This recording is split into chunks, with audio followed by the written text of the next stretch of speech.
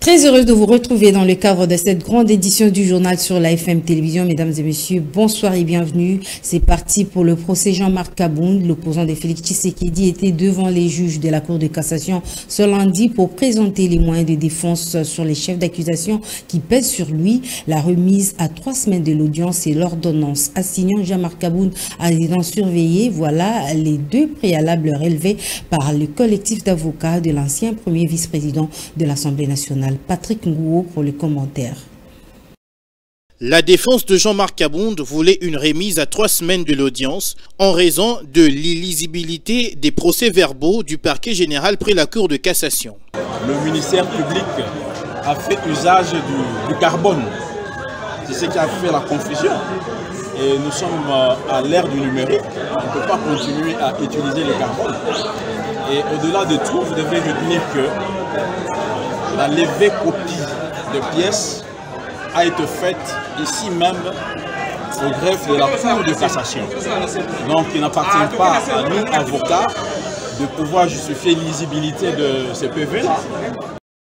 Malgré cette position évoquée par la défense lors du procès, la Cour de cassation a retenu la date du 12 septembre prochain, soit dans une semaine, pour la reprise de l'affaire. D'autre part, sur la question de l'ordonnance assignant l'ex-chef du parti présidentiel à résidence surveillée, Maître Emmanuel Kahaya s'est plaint que la Cour de cassation n'ait dit mot. Le statut de député, il continue encore à en bénéficier.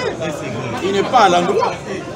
Sa place à lui, c'est dans une résidence. On a évoqué tout simplement que la résidence est une notion qui relève du droit civil et que la prison relève de la notion du droit pénitentiaire, plus précisément. Il est député, pourquoi il doit être toujours à Makala? La citation a prévenu répand qu'il est préventivement détenu à Makala avec une assignation en résidence. C'est la confusion, ça. Entre-temps, les militants, dont la plupart habillés en tenue de prisonniers, attendaient dehors pendant le déroulement du procès, en tenant des chants hostiles au pouvoir.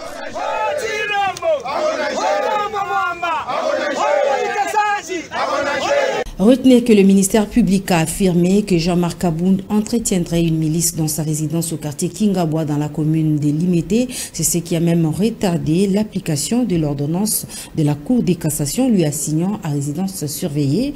Le parquet affirme aussi avoir saisi il y a 20 jours le ministère public pour prendre une location en faveur du prévenu Jean-Marc Kabound. Nous y reviendrons dans nos prochaines éditions. Des nouvelles nominations au sein des entreprises publiques congolaises. Les ordonnances y afférentes ont été lues sur la télévision de l'État. Je vous propose de suivre ce reportage d'Elvis Meti. Le président de la République, Félix Tshisekedi, a signé ce samedi 3 décembre 2022 plusieurs ordonnances nommant les mandataires de quelques établissements publics. Dans ces ordonnances lues sur la radio-télévision nationale congolaise, par Kassongo Mouema Yamba Yamba, porte-parole du chef de l'État. Félix Tshisekedi, comme entre autres Moulimou Tshisekedi Bertin au poste de directeur général du FPI. Voici quelques noms des nouveaux mandataires nommés à l'Office congolais des contrôles, à l'Office des routes, au Fonds pour la promotion de l'industrie et à l'Office de gestion de fret multimodal et autres. Office congolais des contrôles. Il est nommé PCA Ndambo Fortuna, directeur général Chimanga Mutombo et directeur général adjoint Mouabilou Christel. À l'Office des routes, il est nommé président du conseil d'administration Chingombe Kongolo, directeur général Kikangala Ngoyou Jano et directeur général adjoint Ekoto Loleko. Au Fonds de promotion de l'industrie, il est nommé président du conseil d'administration Katumbwa Mukatalai, directeur général Moulimou Tshisekedi Bertin, directeur général adjoint Wijiloyo Sam Martin. À l'office de gestion du fret multimodal, il est nommé président du conseil d'administration Maître Amisi Makutano, directeur général Kazumba Mayombo William, directeur général adjoint Mayele Samba Emmanuel. À l'agence congolaise de presse, le chef de l'État a nommé Kasongo Mwema Yamba Yamba au poste de président du conseil de l'administration. Le journaliste Bienvenu Marie Bakoumania, quant à lui, a été nommé directeur général de l'ACP. Mais aussi le journaliste Jean-Médard Liosso au poste de directeur général adjoint. Fini les vacances pour les élèves, les Bleus Blancs ont repris le chemin de l'école ce lundi 5 septembre conformément à l'annonce faite par le ministre de l'IPST Tony Mwaba. Reportage. Le ministre de l'enseignement primaire, secondaire et technique, Tony Mwaba Kazadi, lance ce lundi 5 septembre 2022 à Kinshasa la rentrée des classes pour l'année scolaire 2022-2023. À cet effet, la cérémonie des rentrées de classe est effective dans le 26 provinces à travers le territoire national, sauf dans le territoire des Kwamouth où cette partie du pays est confrontée à des affrontements entre les communautés locales dont les Yaka et les Teke. Il faut noter que cette rentrée de classe intervient dans un contexte très particulier où plusieurs enseignants menacent d'aller en grève à cause de leurs conditions sociales qui se détériorent de plus en plus suite à la récession économique galopante. Mais également, ils réclament la mécanisation de leurs collègues qui sont de nouvelles unités. Bien qu'effectuée, il faut le dire, la rentrée scolaire a été timide à Kinshasa. Le constat a été fait au collège Saint-Raphaël dans la commune de Limete par l'équipe de la FM Télévision conduite par Joël Bissiba. Au collège Saint-Raphaël, les salles de classe étaient inondées d'élèves contrairement à d'autres écoles de la capitale. Le train est déjà en marche. Les élèves appellent leurs amis qui traînent encore les pas à embarquer. Cette rentrée c'était bien, j'ai bien aimé ces premiers jours de rentrée. Je ne m'attendais pas à ce qu'on vienne nous tous. Là, vu que c'était les premiers jours, je me disais sûrement que 4 élèves ou 3, mais tout le monde était là et on a participé à tous les cours, tous les 6 heures, les premières dernières, on a bien étudié. Ah oui, j'ai aimé la journée, elle était bonne. Nous avons eu déjà quelques interrogations, quelques exercices. Les profs étaient tous présents, donc ça s'est bien passé. J'aimerais dire aux autorités de motiver les élèves afin de leur dire que la rentrée est effective. Tout le monde a déjà repris les cours et que s'ils ne viennent pas, ils risquent d'être en retard par rapport au programme. En fait, je remercie toutes les autorités parce qu'on a vraiment passé un bon moment aujourd'hui. C'était la rentrée scolaire et ça s'est bien passé. Ceux qui sont restés à la maison, nous vous prions de revenir vu que la rentrée c'est déjà officiel. Et on a passé vraiment de bons moments ici et nous vous prions vraiment de revenir pour poursuivre le cours et mieux avancer. Selon un enseignant qui a requis l'anonymat, lui et ses collègues ont juste évité d'aller en grève comme l'année dernière. C'est pour cette raison qu'il invite le gouvernement à assurer leurs engagements. Il faut dire que l'année scolaire dernière a été perturbée par différents mouvements de grève. Les enseignants exigent l'amélioration de leurs conditions socio-salariales. On va parler environnement à présent. La République démocratique du Congo abrite la conférence sur l'avenir des forêts du bassin du Congo ainsi que celle de la planète. Le forum dont le coup d'envoi a été donné ce lundi par le Premier ministre se déroule dans la localité de Yangambi. Nous sommes là dans la province de la Tchopo. Reportage. Yangambi, cette localité du territoire de la République démocratique du Congo dont la biodiversité n'est pas à démontrer à travers la planète, abrite la conférence climatique sur les travaux préparatoires de la 27e conférence des parties à la Convention cadre des Nations Unies sur le réchauffement climatique dont la République démocratique du Congo est l'un des pays solutions à travers les forêts de Yangambi, forêts prioritaires du bassin du Congo. La présence de plusieurs nations venues contribuer aux réflexions sur l'avenir des forêts de la RDC, du bassin du Congo et des autres bassins tropicaux de la planète ici est une aubaine, est une opportunité à saisir pour la République démocratique du Congo. Le Premier ministre qui a officiellement ouvert cette conférence retrace les avantages de la biodiversité contenue dans les forêts de Yangambi. Le changement climatique est aujourd'hui le phénomène au centre des enjeux économiques, politiques et environnementaux, à cause duquel les États sont appelés à poser des actions concrètes en vue d'éviter le cataclysme climatique planétaire que président les experts. Face à la triple crise planétaire, changement climatique, perte de la biodiversité et pollution, la République démocratique du Congo se présente désormais comme pays solution. Située dans la province de la Chopo, en territoire d'Issangui, la localité de Yangambi regorge d'énormes potentialités forestières pour résoudre l'épineux problème du réchauffement climatique à travers la planète. Comment réduire la vulnérabilité du continent africain face au réchauffement climatique? Le sujet a fait l'objet de l'adresse du président en exercice de la SADC et président de la République démocratique du Congo lors du sommet climatique sur l'adaptation en Afrique tenu à Rotterdam en Espagne.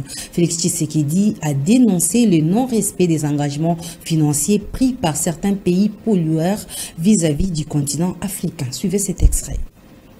Des effets négatifs du changement climatique tels qu'ils se sont produits non seulement dans mon pays, la République démocratique du Congo, mais bien plus.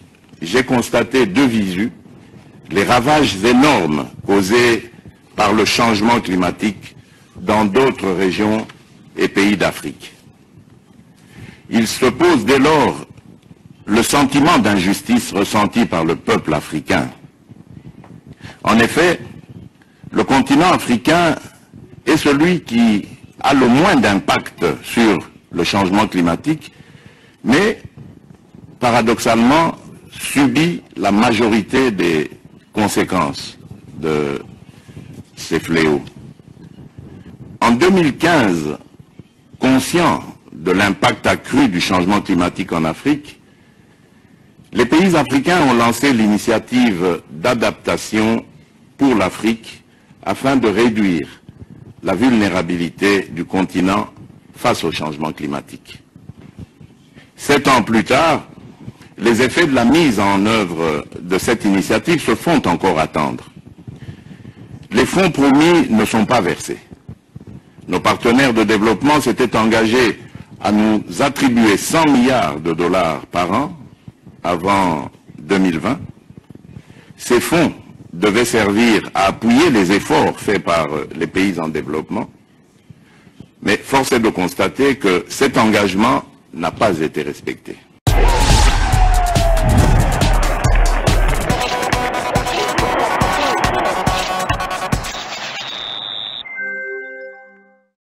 Qualification de la RDC au championnat d'Afrique des Nations Algérie 2023 après sa victoire hier dimanche au stade des Martyrs de la Pentecôte sur les scores de 5-0 en match retour des éliminatoires du CHAN après succès enregistré à l'aller sur la marque 2-1. Reportage Lionel Ngolo.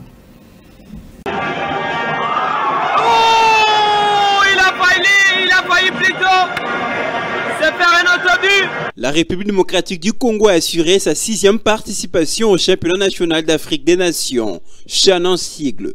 Les Léopards, champions de cette même compétition en 2009 et 2016, ont laminé le Tchadien Kinshasa au stade des marchés de la Pentecôte. Jean-Marc Makus Mundele a marqué un double à la 28e et respectivement à la 59e minute.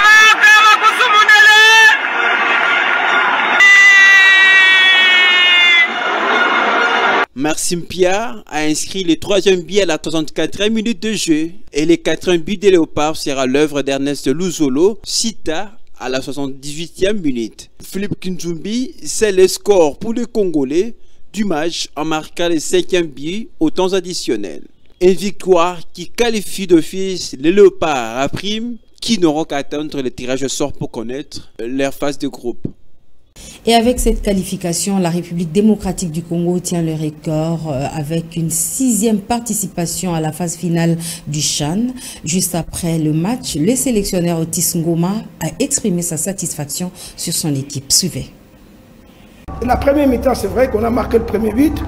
L'équipe s'est reposée sur ses lauriers comme si c'était match gagné. Je crois qu'on est reparti dans les vestiaires. Il fallait que vous soyez là pour comprendre que la mouche n'a plus volé, quoi. Donc ils ont compris qu'on a préparé le changement pour sortir 3-4 joueurs. Et là, quand ils sont revenus sur le terrain, ils étaient conscients qu'il fallait qu'ils jouent. Et quand on joue, quand un Congolais joue, bah, ça paye toujours. Donc là, le résultat est là, 5-0. Les rythmes n'avaient rien à voir avec nos joueurs. Les rythmes, parce que la compétition ne se joue pas.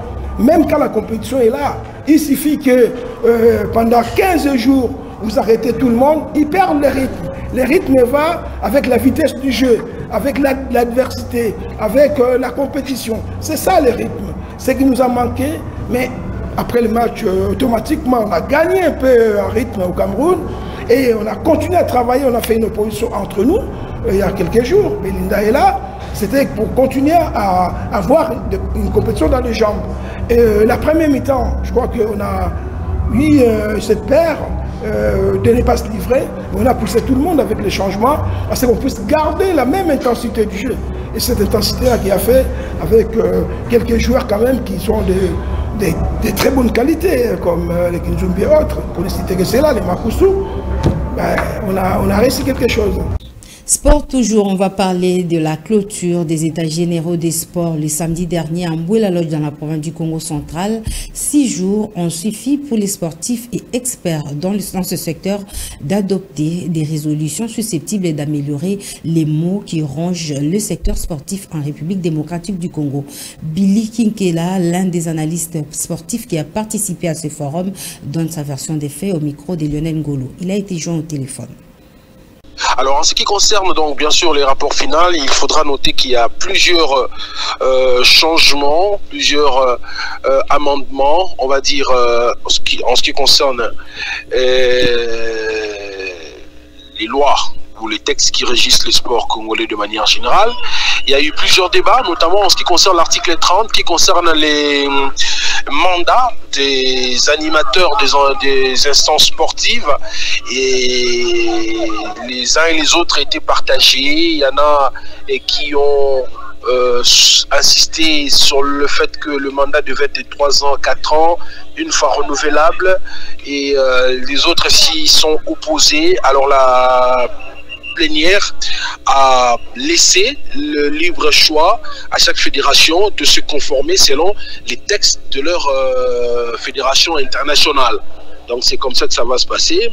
Il y aura plusieurs améliorations également pour ce qui concerne notamment la participation des athlètes au niveau des instances ou des compétitions internationales. Et en termes d'infrastructure, il y a eu également plusieurs recommandations. Ce qui concerne l'apport de l'État, l'apport de l'État également aux fédérations qui prennent part à des compétitions internationales, cela a été donc a fait l'objet de discussions. Ainsi prend fin cette édition du journal, mesdames et messieurs. Merci de rester fidèles à FM Télévision. Excellente suite de programme.